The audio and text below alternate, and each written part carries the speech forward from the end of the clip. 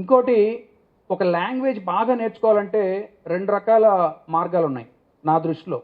For example English నేర్చుకోవాలనుకోండి, ఒక మార్గం ఏంటంటే ఈజీ మార్గం, దగ్గరలో ఉన్న స్కూల్కి వెళ్ళిపోవటం.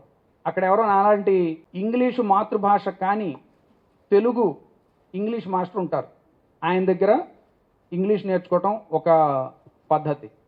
రెండో పద్ధతి ఏంటంటే ఒక మంచి టికెట్ బుక్ చేసుకొని, బ్రిటిష్ ఎయిర్వేస్ ఏదో ఒక ఎయిర్లైన్స్ టికెట్ బుక్ చేసుకొని లండన్ వెళ్ళిపోయి, అంటే మన దగ్గర డబ్బులు ఉంటే లండన్లో ఎక్కడో చోట ఇల్లు అద్దెకి తీసుకొని అక్కడ ఉంటాం మనం.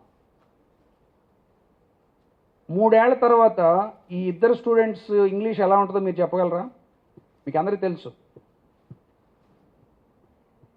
ఇంగ్లీష్ మాతృభాష కానీ గురువు దగ్గర లేకపోతే టీచర్ దగ్గర స్కూల్ దగ్గర నేను నేర్చుకునే ఇంగ్లీష్కి ఇతను ఆ ఇంగ్లీష్ మొత్తం వాతావరణం ఉన్న కూరగాయలు అమ్మేవాడి దగ్గర నుంచి క్షవరం చేసేవాడి వరకు అందరూ ఇంగ్లీష్లోనే మాట్లాడుతుంటారు.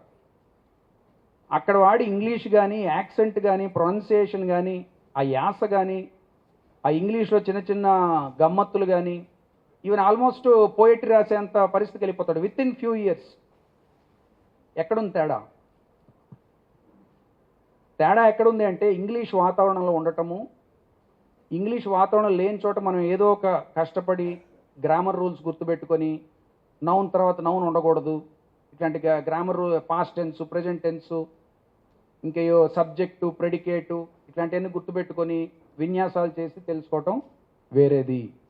సో ఈ డిఫరెన్స్ మనం చాలా క్లియర్గా గమనించాలి. ఇప్పుడు మీకు అందరికీ తెలుసు, లెర్నింగ్ అంటే అబ్జర్వేషన్. ఒక ఫిలాసఫర్ అంటాడు, లెర్నింగ్ అని మనం నేర్చుకోవటం ఏదైతే అంటున్నామో అది అబ్జర్వేషన్ ద్వారా జరుగుతుంది. మనలో ఎవ్వరం కూడా తెలుగు స్కూల్కి వెళ్ళి నేర్చుకోలేదు. కేవలం మనం ఉయ్యాలు ఊగుతున్నప్పుడు చుట్టూ తల్లిదండ్రులు తెలుగు మాట్లాడుకుంటున్నారు. మనం పెరిగే క్రమంలో చాలామంది తెలుగు మాట్లాడుకుంటున్నారు. మన మైండ్ వాటన్నిటిని అబ్జర్వ్ చేసి ఓహో ఒక వాక్యం ఇలా బిల్డ్ అవుతుంది అని చెప్పి అబ్జర్వ్ చేస్తూ చేస్తూ చేస్తూ చేస్తూ మనం చక్కగా తెలుగులో ఎటువంటి గ్రామర్ నేర్చుకోకుండా, నౌన్ అంటే తెలీదు, పాస్ట్ టెన్స్ అంటే తెలీదు, లేకపోతే ప్రెడికేట్ అంటే తెలీదు, చక్కటి తెలుగు మాట్లాడటం మనం చిన్న పిల్లలు మాట్లాడతారు. ఇక్కడ ఎవరు బాగా మాట్లాడతారంటే చిన్నపిల్లలు. మనం ఇంకా ఇంగ్లీషు వీటన్నిటితో సంకరమయ్యాం.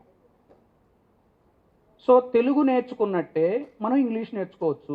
ఇదే ఈ ఫండమెంటల్ పాయింట్ ఈ హోల్ సెషన్. దానికి అబ్జర్వేషన్ కావాలి.